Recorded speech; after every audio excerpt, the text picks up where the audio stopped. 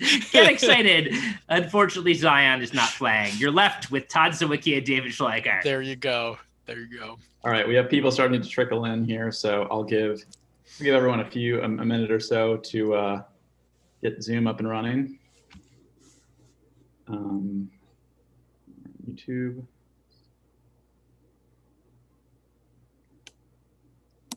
All right, so while everyone trickles in here, I am going to go ahead and welcome everyone. My name is Jasper Bors, and I'm the student president of the Buckley Program.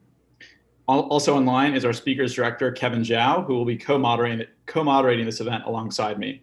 I'm excited to welcome all of you to our panel on the direct election of US senators.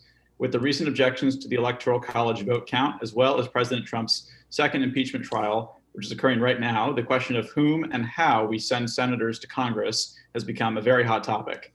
Our guest today will discuss the origins of the 17th Amendment and various alternative methods of electing senators to Congress. Before I introduce our guest this afternoon, I want to say a few words about the Buckley Program. The William F. Buckley Jr. Program is an organization dedicated to promoting intellectual diversity and open political discussion at Yale. We host lectures, dinner seminars, firing line debates, and an annual conference. Our over 300 Buckley Fellows have a wide range of political beliefs, but they all stand united against the formation of a liberal-only echo chamber on campus. By providing Yale students with a forum to engage meaningfully with serious conservative thought, the Buckley Program forwards its mission of a more open and more representative political atmosphere. Especially at a university where the mission is the cultivation and creation of new knowledge, Buckley Fellows believe that all perspectives, including those on the right, must be heard and examined in good faith. You can learn more about the program and how to become a fellow on our website, buckleyprogram.com. Now, on to our guest today. Todd Sawicki is a law professor at George Mason University Antonin Scalia School of Law, a senior fellow at the Cato Institute, and former executive director of the George Mason University Law and Economics Center. He served as co-editor of the Supreme Court Economic Review from 2006 to 2017, and as editor from 2001 to 2002. Our second guest, David Schleicher, is a law professor at Yale Law School and is an expert in election law, land use, local government law, federalism, state and local finance, municipal bankruptcy, and urban development. I wrote that list, also modesty. His work has been published widely in academic journals, including the Yale Law Journal and in the University of Chicago Law Review, as well as in popular outlets like The Atlantic and Slate. Now, about the format of today's debate. We'll have each of our guests start with a 5-minute opening statement, after which both speakers will then have 2 minutes each to respond. We'll then move into questions from Jasper and myself, and questions from you, our audience, which you can submit through the event using the Q&A feature on the lower panel of the Zoom window. And at the very end, we will give each guest 2 minutes to offer closing remarks. Now with that, please join me in welcoming Professor Todd Sawicki and Professor David Schleicher virtually to Yale and to the Buckley Program. Professor Sawicki, you may begin. Thank you, Jasper. Thank you, Kevin, for the invitation. And I want to commend Yale and the Buckley Program for your commitment to inclusivity, to allow 2 Dartmouth graduates to share your virtual stage with you today. So, although I was a few years before David, many years before. Well, thank you. This is a great topic and surprisingly, again and again, timely topic. The question of how we elect the Senate, which is, as you said, we've got the impeachment going on right now. We had the Electoral College. Right before that, we had the whole Kavanaugh confirmation hearings, which turned out to be another round of interest in the role of the Senate and how the Senate is selected. So I'm going to provide sort of a background to the original Senate and what the logic is. It might take an extra minute or two beyond 5 minutes to kind of frame this, and then turn it over to Professor Schleicher to talk about it. So the original Senate, as most people don't know, originally the Senate was elected by state legislatures, and that was changed by the 17th Amendment in 1913, which adopted the current system we have, which is direct election of senators. And when you look at the framers' logic of the original Senate, it was set up by that on purpose, which is, it was one of the least debated, least controversial provisions of the Constitution. And there were basically two purposes, which is, the first was that the Senate was to be sort of like an American version of the House of Lords, that it would be populated by men at that point, obviously, but people of great distinction, accomplishment, generals, lawyers, business people, that sort of thing, who also were not the kind of people who are going to stoop to campaign like those guys in the House. And so the idea would be, and they were, the eligibility requirements, you have to be older and the like, and they would basically be selected for their character and judgment and wisdom in that sort of thing. And I think one of the things of having an indirectly elected Senate, I think that explains, for example, why the Senate has some of the unique functions it does, like the idea of a Senate sitting as sort of a jury to assess an impeachment trial like we have going on now, makes more sense in a world in which they thought that senators would not be directly elected through partisan elections. That's never, that particular function of the Senate has never figured very prominently since American history in talking about the Senate. More important is what we could think of as the institutional functions of the original Senate, and they were twofold. The first was that the Senate was seen as part of the bicameral legislature. And understanding the architecture of the Constitution helps you to understand what they were trying to do with that, which is the Constitution was basically set up to accomplish two goals, which was to preserve individual liberty and frustrate the power faction, basically meaning special interests, majoritarian or minoritarian, to capture the power of the government for their own benefit. And so what the framers did in order to try to make this work was essentially create what amounts, we think, in terms of three branches, but really four constituents in the federal government, which was the judiciary, which would be obviously nominated by the president, confirmed by the Senate, and serve for good behavior. The president, who was supposed to be elected in this very sort of peculiar kind of elaborate electoral college system that kind of collapsed right from the beginning. Then the Congress, which was considered to be the most dangerous branch, would be divided in half in order to try to slow it down based on the experience of state legislatures, which is the House members would be elected for 2-year terms, smaller districts, accountable to the people. And then the Senate would have this elaborate process where they'd be elected in a 6-year term on staggered 1/3 each time around, elected indirectly by the state legislatures. And so the first thing that the Senate was supposed to do was to be a bulwark of federalism. The idea was that in order for the states to avoid being swallowed up in some sense by the federal government, the idea was to give the states a constituent role in the federal government. And so it was conventional in the early days to think of senators as ambassadors of the state to the federal government. And we can talk a little bit about sort of how that worked and whether that actually worked. But that was the logic, was that senators would be a check on the federal government to stick up for the states, is what they were trying to accomplish. And the logic you see in Federalist 51, Madison says that in order to preserve the Constitution, you have to kind of make it a byproduct of self-interest, which is, as he says, the interest of the man must be aligned with the constitutional rights of the place. The interest of the man must be aligned with the constitutional rights of the place. And so the idea would be that senators elected by state legislatures would look out for the power and prerogatives of the states and the state legislatures. The second was this purpose of bicameralism, that by having all these different constituencies, and in particular having Congress elected by 2 different constituencies, the idea would be that would slow down legislation and raise the necessary level of consensus for laws to get enacted, so that you would not have as much special interest influence or runaway majoritarian factionalism. And that was the logic that they had for the original Senate. I'm not going to, Professor David has some great comments on this. I'm not going to take away, and he'll tell the story. I'll let him tell the story of how we got to the 17th Amendment then. But I'll just say a few words of why I think the 17th Amendment then matters, which is that in the post-17th Amendment era, but from 1913, and it's kind of hard to. There's a lot of confounding factors. World War I occurred right after that. The New Deal and the Great Depression occurred right after that.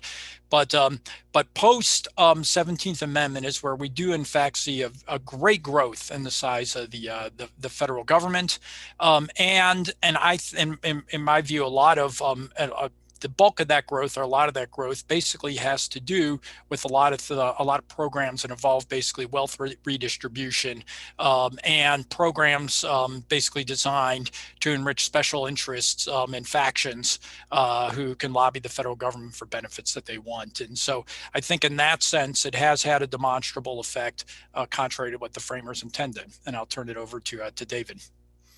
All right. Todd was very generous in his comments about me. I'm going to come out swinging in the opposite direction. So it's the case for, there are a surprisingly wide swath of, particularly of the right wing of America, of right wing American politics, believes in repeal of the 17th Amendment. It's not universal or anything. It's not a large majority. I wouldn't even say it's a majority, but you've seen a number of figures come out in favor, from Justice Scalia to several senators, George Will, all sorts of people have come out in favor of repeal. Mark Levin's book on the Liberty Amendments is probably one of the best-selling books of constitutional law. I mean, it's not the most sophisticated, but it's one of the best-selling, and it's one of its proposals is repeal of the 17th Amendment. And the two central cases for repealing the 17th Amendment are that it would be good for federalism and that it would be good for the Senate. And I think both of these things are backwards. And in order to see why, you have to know a little bit about where the 17th Amendment comes from.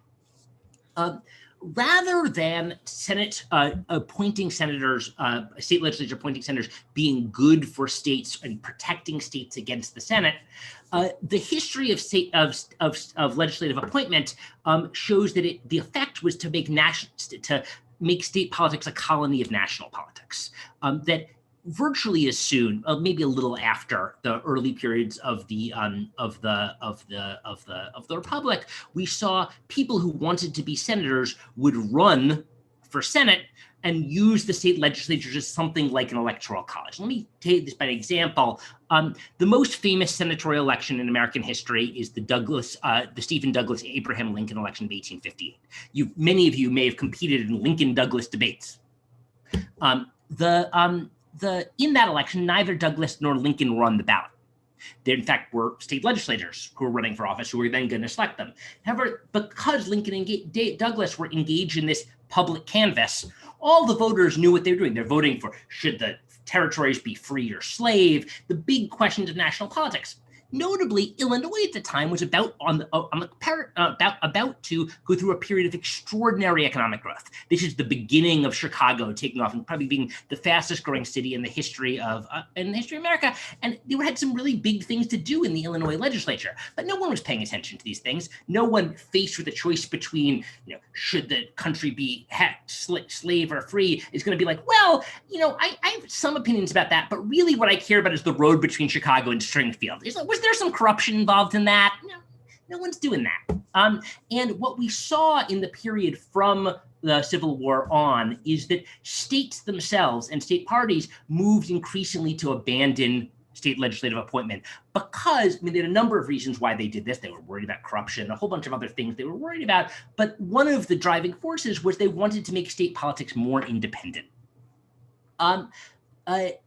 Notably, state legislative direct election hasn't actually achieved this end. So state politics today is extraordinarily dependent on national politics. Most of you have no idea who your state legislators are. I'm just betting, but it was certainly true almost every place I've worked, both Yale and George Mason. No one knew who their state legislators were. I don't even know if Todd knows who his state legislators are. But if we gave state legislatures the power to choose senators, state legislatures themselves, who have extraordinarily important functions, would be rendered like the Electoral College. They'd be like people you've never heard of who you elect in order to elect a senator. And there's a lot of reasons why that's the case, but it's extremely likely that would be the case. Relatedly, the story of Lincoln and Douglas shows the other problem with repealing the 17th Amendment. And this one, I think that first argument may appeal to many of you. This one I'm not 100% sure about, but we'll see. which is that, so it seems pretty likely that Lincoln got more votes than Douglas did in that 1858 election, but Douglas won the race. Why? State legislatures were malapportioned. This is before the Supreme Court required one person, one vote in famous cases like Baker versus Carr and Reynolds versus Sims, and rural areas got an extraordinarily larger percentage of state legislative seats than did urban areas or denser areas. And so while Lincoln won more votes, or candidates supported by Lincoln got, or state legislatures who would support Lincoln got more votes, Douglas won because he won more state legislative seats.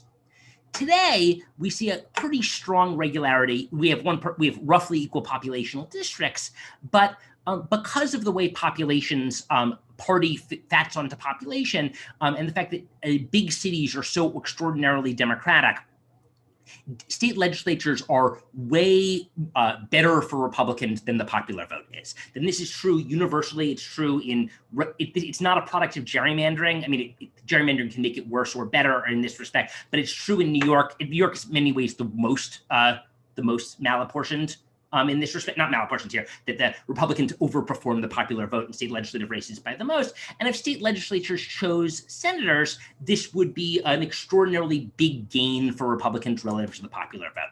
And given where I'm talking, I imagine many of you might think of that as somewhat attractive, but given that the Senate is already itself quite leaned already substantially towards Republicans, creating a situation in which the Senate becomes an extremely minoritarian institution in that respect would be pretty unhealthy for our democratic order, right? So that if we knew in advance, regardless of what the parties did, that Republicans would guarantee to get 60, 65 senators, this is a pretty unhealthy place for our national politics.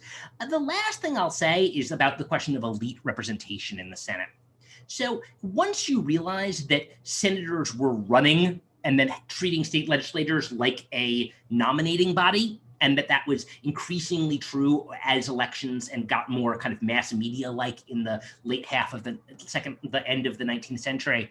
What you realize is that it's less likely, or not particularly likely, that senators would become elite in any meaningful sense if we repealed the 17th Amendment. By the way, it's not particularly clear that senators were much smarter or better than members of the House of Representation, House of Representatives in the pre-17th Amendment period.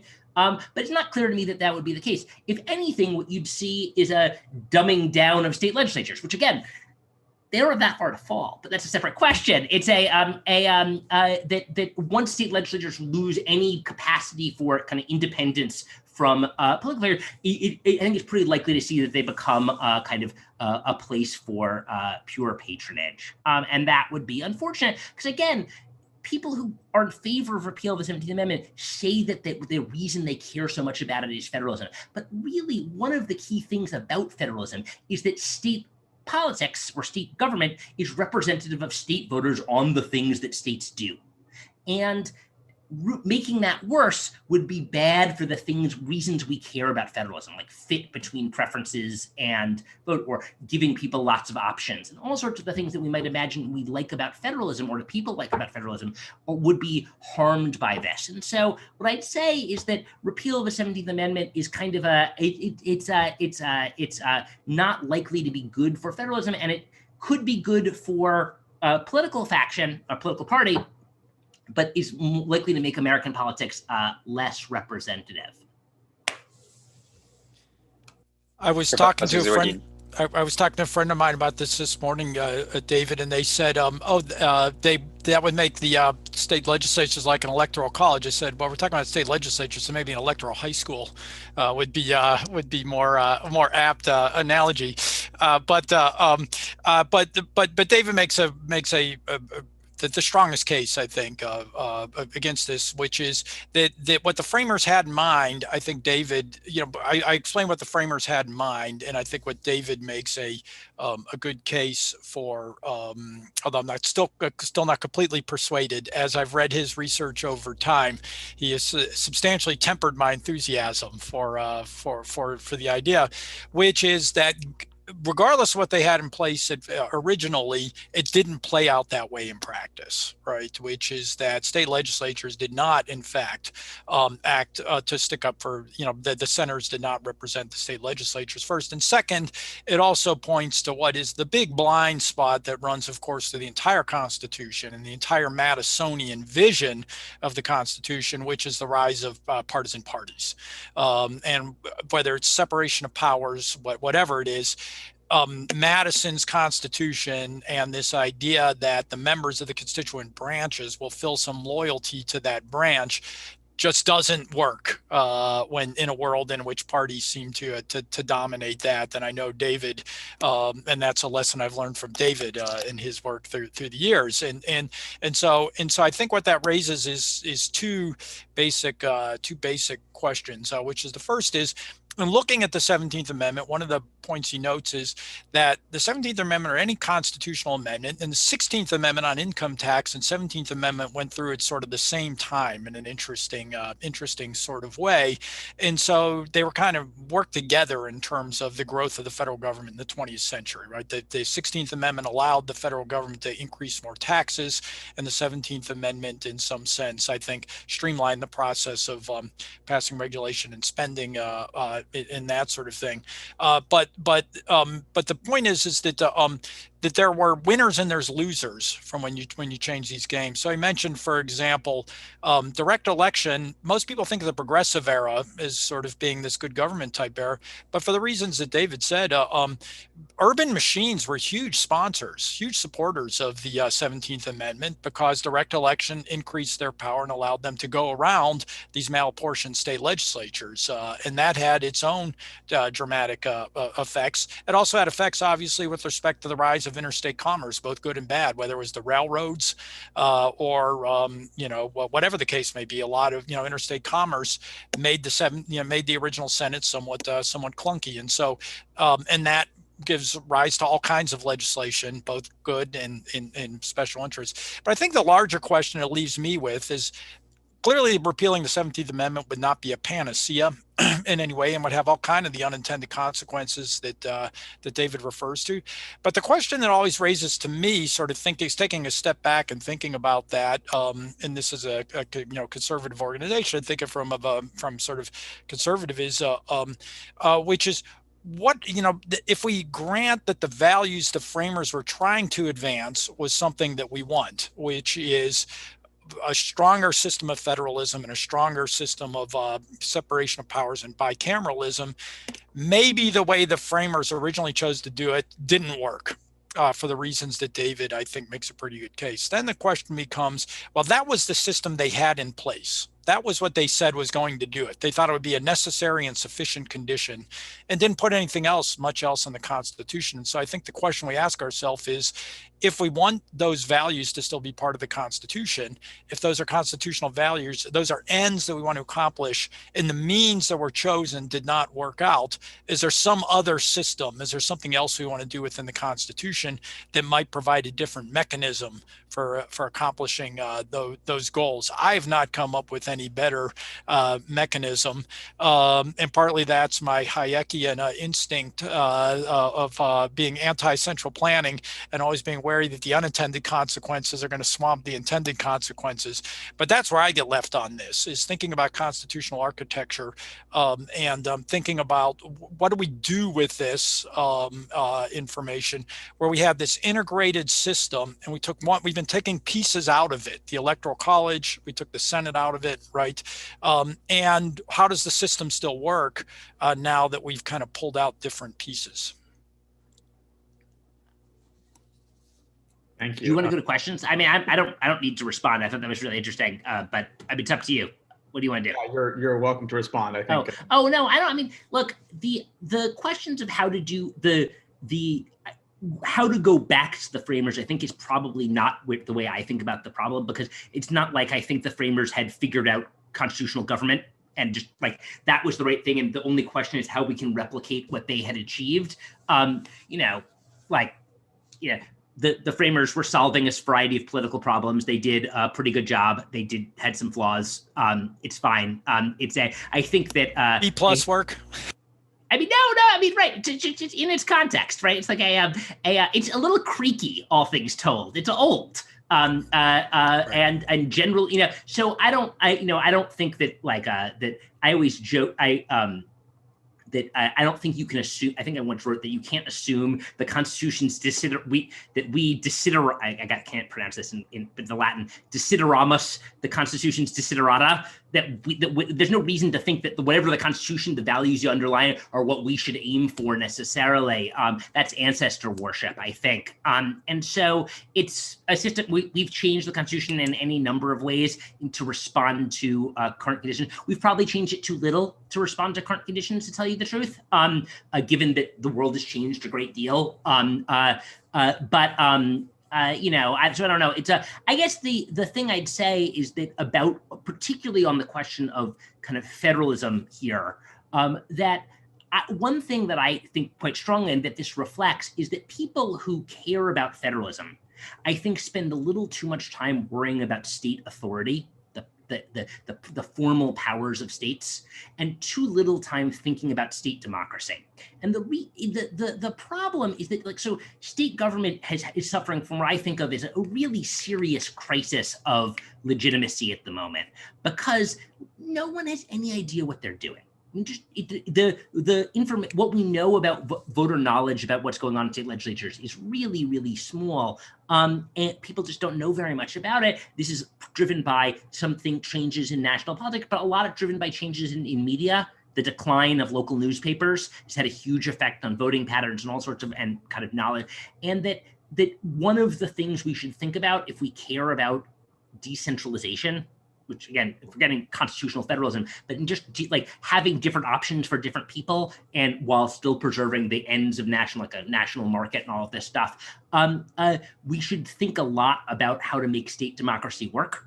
And I think repealing the 17th Amendment would make things worse. I think there are other things like that. So one thing that I'm not sure we'll agree, but the fact that state legislatures draw congressional districts has a lot of the same effect of choosing state legislative seats. So that if you're voting in a year that ends in 0, one of the factors that you should be thinking about if you care about national politics more than you care about state politics is that they're going to draw districts, and that's going to have effects on who wins districts. And giving them that authority, I think, somewhat undermines the ability of state politics to respond to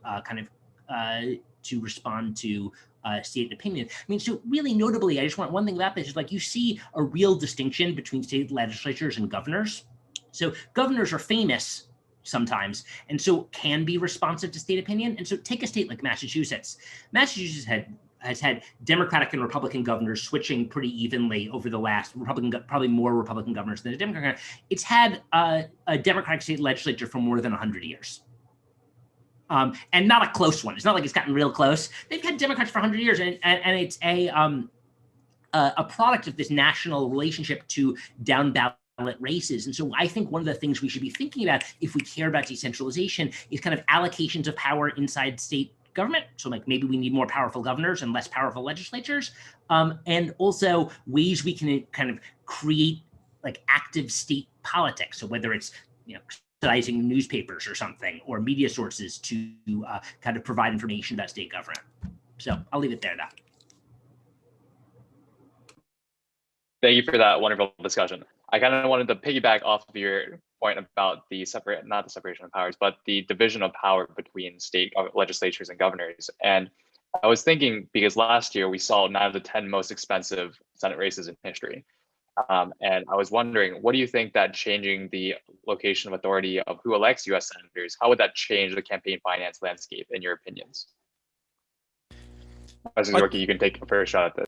Yeah, well, I think it's obvious it would change the campaign finance landscape. John Lott has a famous article where he says, why are campaigns so expensive? Because the stakes are so high, which is basically the more the federal government does, the more it's worth trying to influence the federal government through campaign efforts in the like, and so kind of one leads to the other. Now, having said that, there's a trade-off here, obviously, which is one of the criticisms of the original Senate was that it was prone to corruption and bribery of state legislators, and there were a handful of cases that involved state legislatures basically getting their votes bought directly or indirectly in the like. I think that was overstated at the time, but there were claims of corruption prior to that.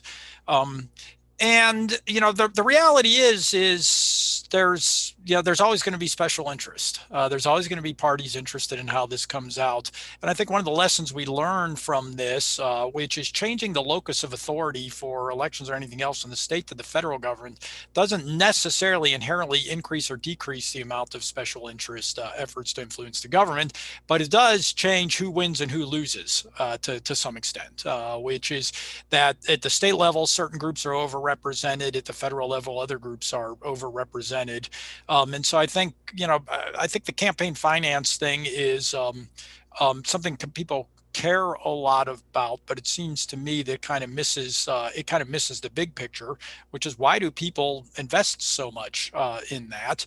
And they invest in that because there's profits to be made to some extent in investing in that, and that's not the whole story, but I think that's the logic here, is that switching the locus, assuming that, let's assume for the sake of argument that the locus of authority would remain with the state legislatures, you would get a different coalition of voices to which senators would be responsive to the extent that it actually did what it did. But it wouldn't completely eliminate special interest, but it might decrease the overall level of special influence on the federal government by raising the transaction cost of the House and the Senate passing through legislation. David? So I want to add, the first thing is I think it mostly wouldn't do anything, because again, Senate races I think would look pretty similar, just you'd be running on a slate of state legislators rather than running by yourself. And so the same reasons people would spend money for Senate races, if anything, maybe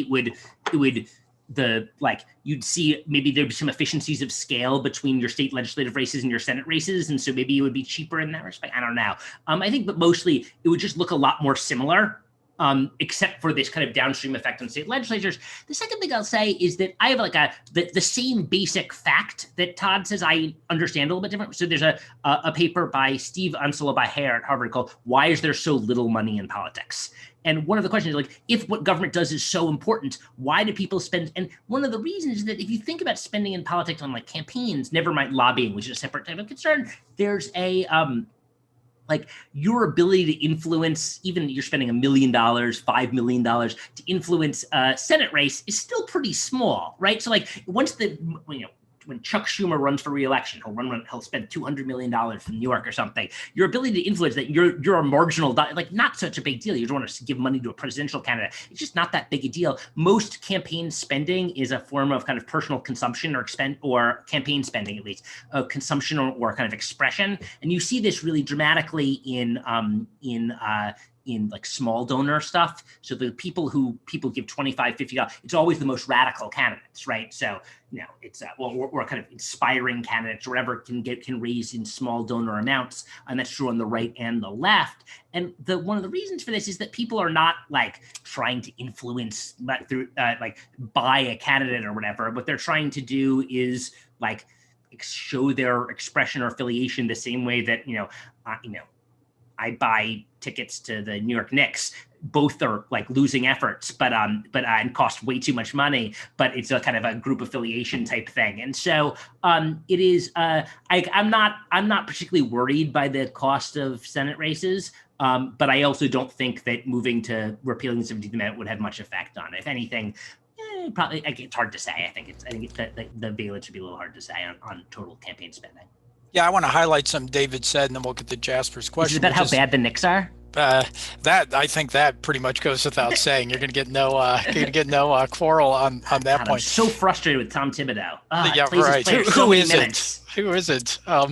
But there's a lot of ways to influence the government, and this sort of fixation on campaign finance has always struck me as a bit misplaced as well. I mean, a good example is all the hullabaloo over Citizens United, right? That we lived in the Garden of Eden until 2010, where special interests never tried to influence the government, right? And if Citizens United came out the other way, Exxon and Goldman Sachs would say, "Oh well, we're stuck, right? No way we can do anything now, right?" But he mentioned, for example, lobbying, and one of the impacts of Citizens United, it turns out the empirical evidence to suggest that Citizens United helped small firms, small businesses more than large businesses, because big businesses just hire lobbyists because there's economies of scale in hiring lobbyists, where small businesses, to the extent they try to get access or make their voices heard, it's by writing checks and that sort of thing. So there's a lot of different ways in which influence operates, and I think people don't always focus on the way in which money flows, influence flows to all the different channels. The river is a certain size, and the streams, the different tributaries and streams, might take different shapes and sizes. Great, and I would like to ask a question, and then I think I want to encourage our audience members to also submit questions for our guests, who I think have had a really great back and forth.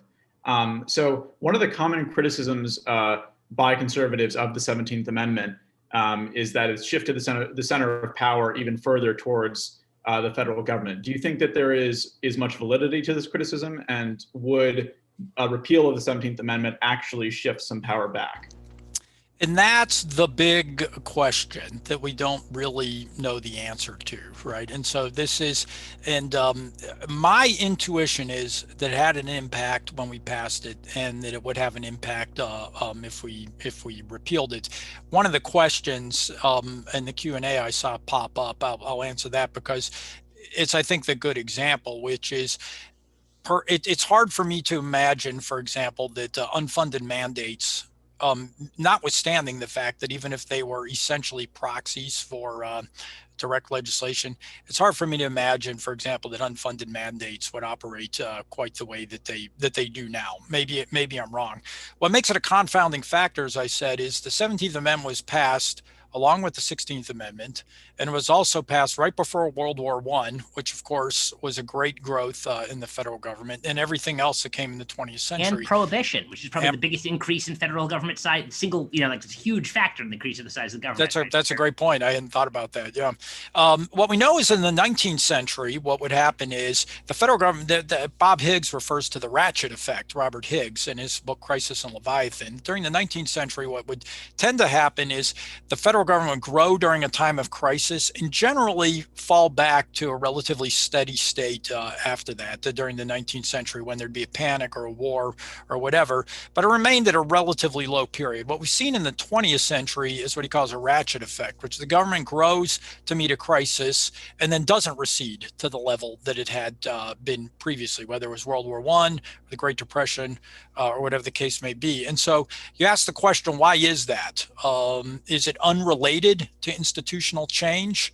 And it's hard to say, right? Obviously, there's been changes in preferences, dynamics. My intuition, and it's really just intuition, is that this institutional change was one of the reasons that did it, notwithstanding the fact that, as David said, there was a lot of institutions of direct election in the 19th century. We didn't see a ratchet effect like we do now. Maybe that was just ideological. My intuition is that it's something that it had something to do with this particular institutional structure at all, notwithstanding the points he makes about direct election. I want to also emphasize something he said earlier, which is I agree 100% with him. The conservatives are far too fixated on state authority as being the measure of federalism.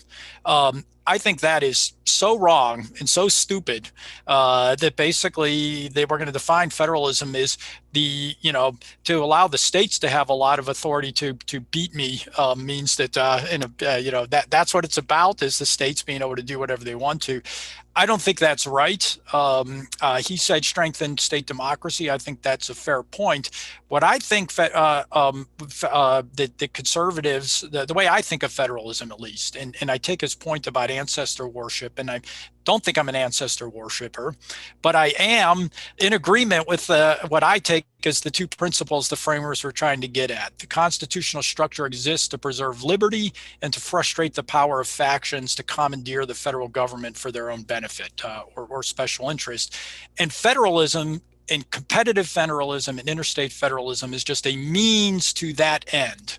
And so Michael Grieva, our colleague, David used to teach with me, right, at George Mason, has a book called The Upside Down Constitution, where he notes the states don't like competing with each other any more than businesses like competing with each other. And the states love when they can get in a cartel where they don't have to compete for tax dollars and the like. And so sometimes you have to make them compete. But federalism is just a means to preserve individual liberty and to constrain the power of factions and special interests to commandeer the power of the government.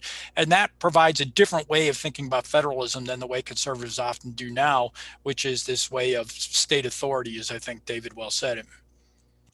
We can just keep going with the questions. I want to make sure we get to everyone's questions. So, I mean, I'm happy to talk about more about this one, but I think we can move on. That was an interesting answer. Awesome. I wanted to ask Davis's question, which was, as Professor Zawicki has mentioned, the framers were largely concerned about the power of the legislature and fragmenting that into two differently elected bodies. So one of the audience questions is, what of the idea that if the members of the two bodies were elected by different systems, it would be harder to pass legislation? And that was clearly, go ahead. That was clearly, they clearly thought that. They clearly thought that it was going to be provide a different type of representation. Again, I think this is it wasn't true for the most part, that it ended up being a lot more similar right from the very beginning or close to it, because we developed institutions of mass democracy, political parties. And, I mean, ultimately the Senate necessarily is a different population because it's at large, right? So even if they're directly elected, as they are, they're going to represent a different kind of aggregate population in different ways. Ultimately, the biggest way the Senate, the biggest effect the Senate has on kind of making legislation harder to pass or having a different base than the House of Representatives is by being not representing the popular vote as closely. Like that's the biggest effect it has. It both in two ways. One is by kind of entrenching opinions from the past, right? So because the terms are 6 years, and so it's got a lagged effect. We don't get and the second thing is the second way is by just again, as mentioned, not as closely matching popular vote as the House. The House doesn't match the popular vote either, but it comes closer than the Senate does. And so I don't know that we want to make legislation harder to pass. Again, I don't share some of the ideological priors, and of course, legislation does lots of things. Something repeals stuff, it passes. I think that in the absence of more legislation, you see more administration. So many people who think it would be good to have less legislation passed aren't thinking it through entirely, even from their own ideological priors. I don't share all of the same anti-regulatory preferences that Todd does, or many people here do, but. Some, not all, I don't know. But it is it's not obvious. Like the idea that this is gonna achieve, kind of make the government more rational by making it go through more hoops. I mean, the legislation in the United States has a remarkable number of veto gates relative to any other advanced democracy, just an extraordinarily large number of them. So we have a much more thoroughgoing system of judicial review. In the Senate, we have a filibuster, we have bicameralism, we have the president. There are a lot of things that get in the way of committees, all the stuff of things passing. And I just I think that the secondary effect is probably not true. Limiting legislation, it's not good, not necessarily good by whoever's ideological priors, and I certainly don't think it's a good idea. So, yeah, that's the logic of bicameralism. And what the framers' idea was that basically you'd have the House, which would be small districts, the Senate, which would be states indirectly elected, and the president, which in some sense would be kind of national. And their idea was that would in fact raise the cost of, so we actually really can have a tricameral system, right? House, Senate, president, to three different constituencies underlying that in three different lengths of terms. And the logic was, the logic rests on both a theoretical and an empirical observation. The theoretical observation is that at one extreme you could have a unicameral legislature, and you could imagine a unicameral legislature, one house, with a bare majority, in which the bare majority was elected by a bare majority of their districts. So if you read Buchanan and Tulloch's book, The Calculus of Consent, they basically show, in theory, you could pass legislation with 25% of the populace behind it in a unicameral legislature. If you just had a bare majority of people elected by a bare majority from their district. And so mathematically, if you require two houses drawn from different constituencies, you can raise the level of consensus necessary close to a majority. Is basically the logic, and the logic is in fact the slow down legislation. That's the theoretical argument. The empirical argument, and this is the one that David's I think implicitly referring to, is the empirical argument is the framers argued that given that it raises the level of consensus necessary to pass legislation, their view was that essentially good pieces of legislation that sort of advance the public interest would be more likely to make its way through the process than bad pieces of legislation, which were primarily favored by interest groups and factions. And so what they say is, I think it's in Hamilton, in one of Hamilton's Federalist Papers on the veto.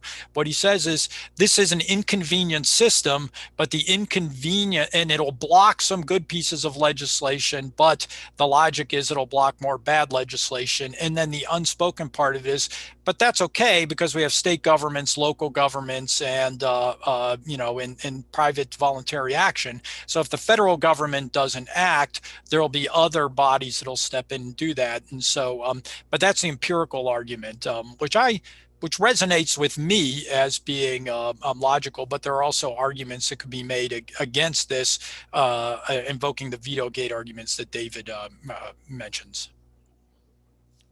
Great. We have another audience question, and I think it returns to a point that Professor Schleicher made, I believe, about, many of us don't even know who our state representative is.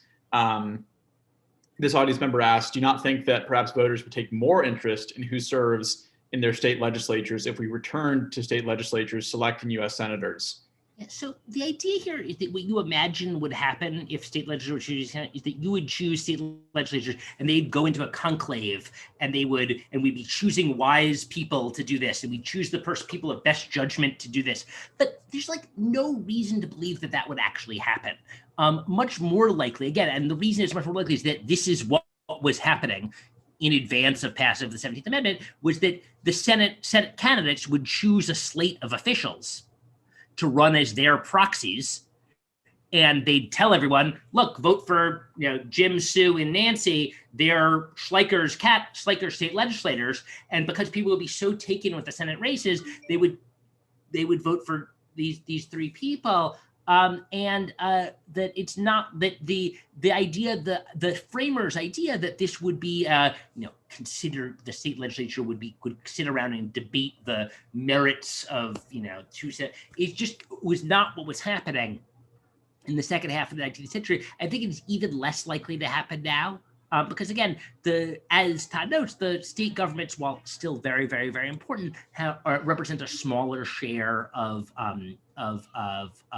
policy making than they did in the late 19th century, and so the media sources are much more national than they were, and so the dominance of the Senate candidates over the state legislature would be even larger than it was then. So I think you would be even less likely to know your state legislator under a repealed system. Again, because people who approach problems like this from the 50 fifth graders frequently get assigned this task, like write your own constitution. And the idea of it is that you're going to like consider how a government should work in theory. And I sometimes have called this flowchart federalism or flowchart constitutionalism. And the idea is that like you imagine how all the pieces work together without thinking about how the underlying society is going to shape them. And once you like take into consideration some real world factors about the way politics works, political parties, media, etc., I think that particular story just turns out to be not super likely.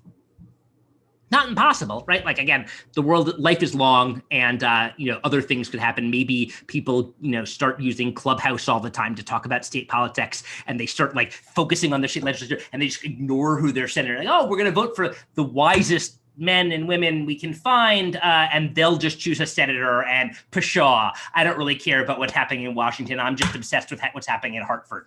But I don't think that that's going to happen.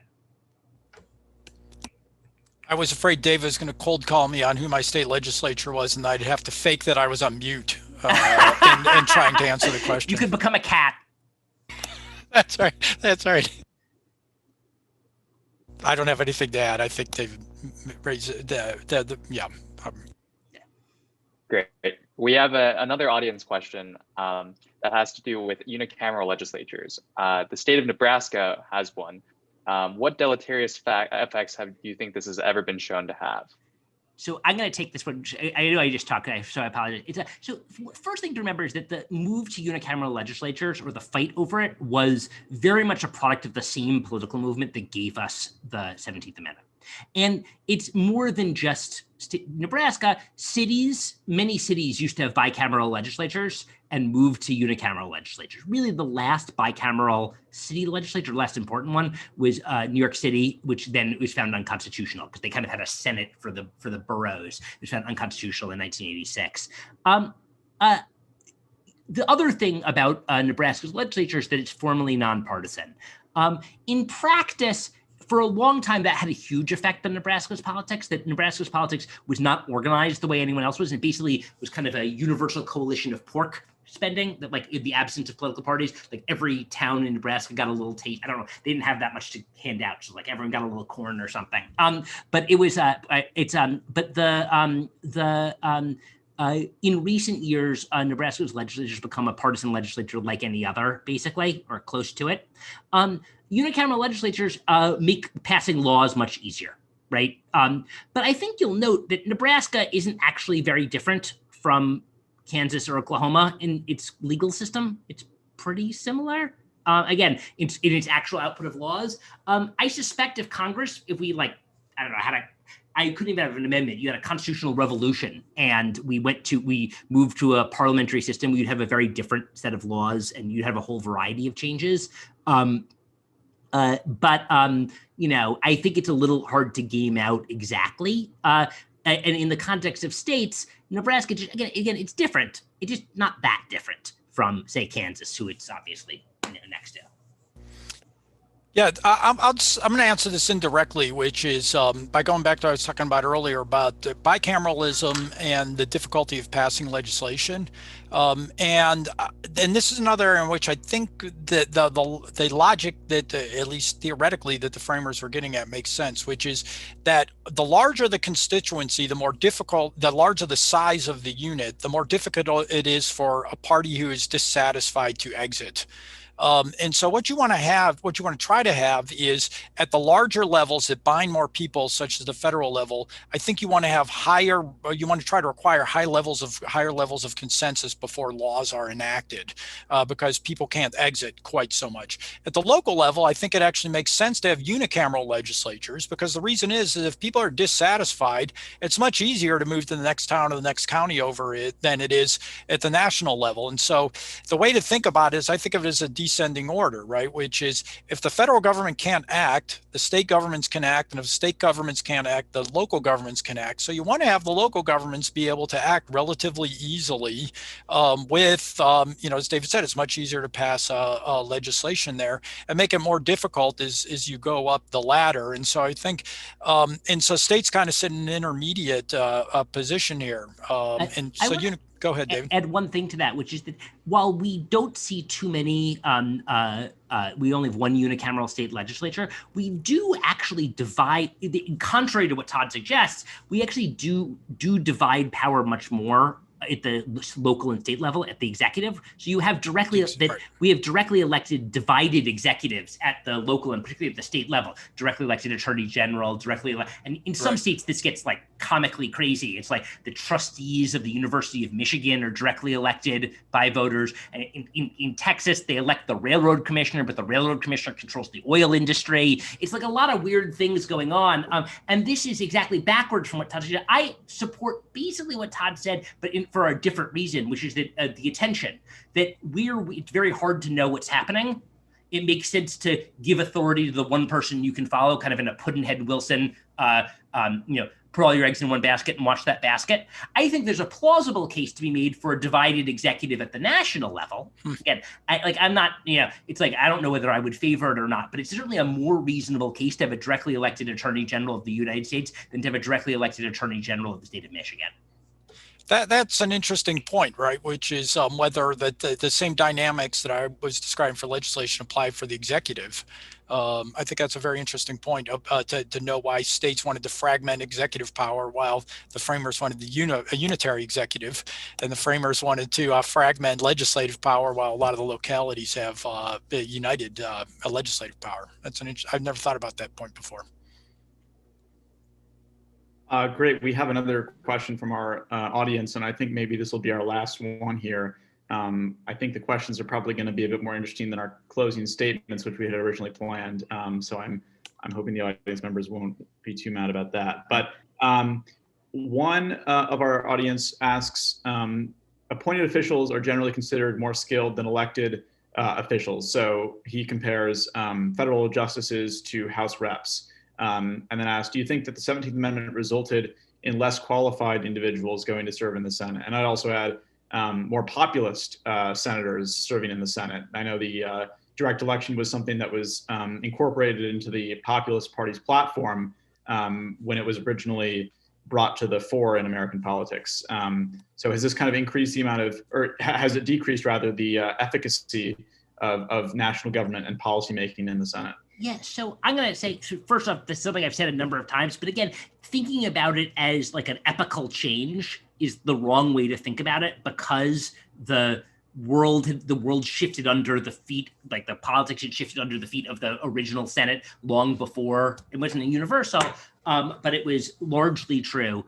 In terms of the quality of officials, I think that we can overrate the differences here between elected and appointed officials.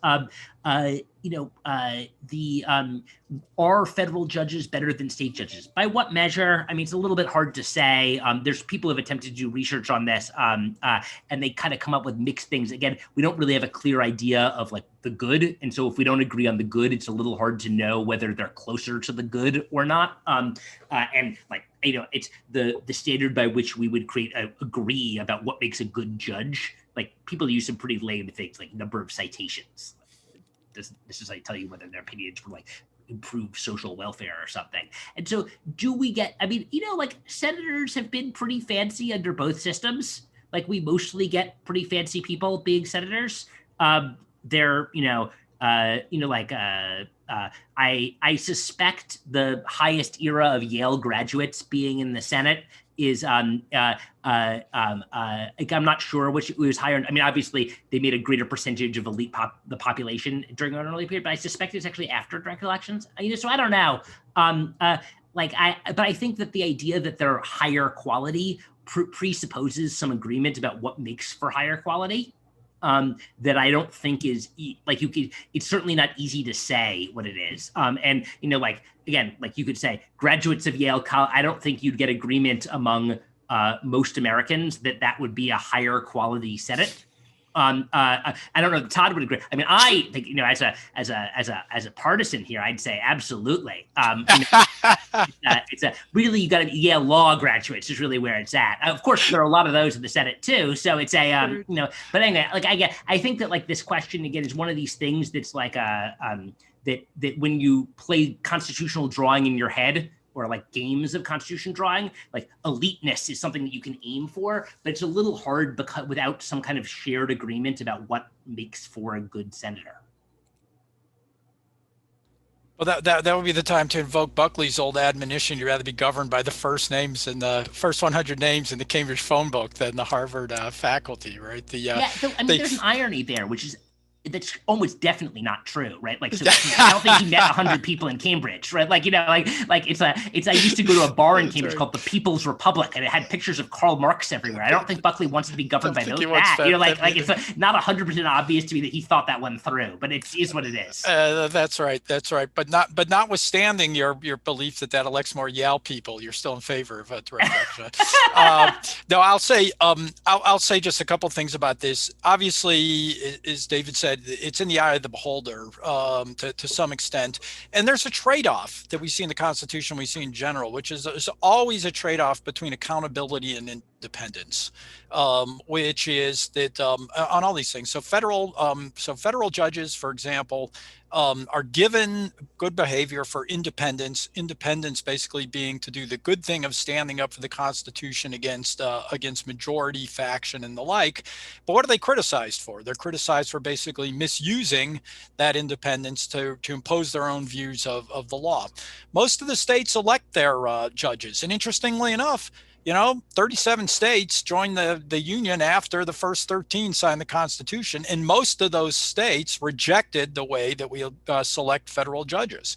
Why? Because they wanted a different trade-off. They wanted judges who are a little more accountable, and these judges are a little more like politicians. And they, and I teach a lot of these in the Law and Economics Center programs, and they're skilled in their own ways, right? And so there's different, and so they have they've got more accountability and less independence, and the states have decided we like it that way. We want our judges to be a little more humble to some extent, but what we do, and so so that's part of it. But the second thing is what about the differences? So one of the things that Vikram Amar has found in his research on the 17th Amendment is there does seem to be one difference, at least at the margin, between the pre and post 17th Amendment, which was prior to the 17th Amendment.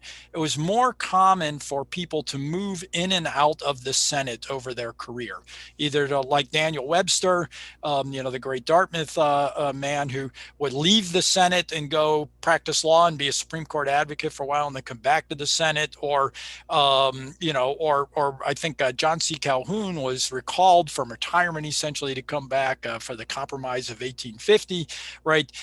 It was also much more common for senators to rotate through the executive branch to be Secretary of State or something like that. And so what that suggests is that maybe one difference between the pre and post 17th Amendment is that most senators nowadays either are or become career politicians, more likely than they were prior to the 17th Amendment, where it was easier to be kind of politic and move in and out. And whether that's good or bad, I think is a difference. Whether that's actually the case, it's not proven, but that is suggested by Amar's research to suggest there was more rotation in office. And so that may have changed the nature of the Senate and the nature of senators in that sense. Well, great. We're seeing as we're a little bit past 5:30. I don't want to keep people for too long, so we're going to have to leave it here. But thank you to both Professor Zawicki and Professor Schleicher for this really educational, informative conversation. It was great to be able to talk to both of you. Well, thank you so much for having us. It's great to see you, Todd. You too, David.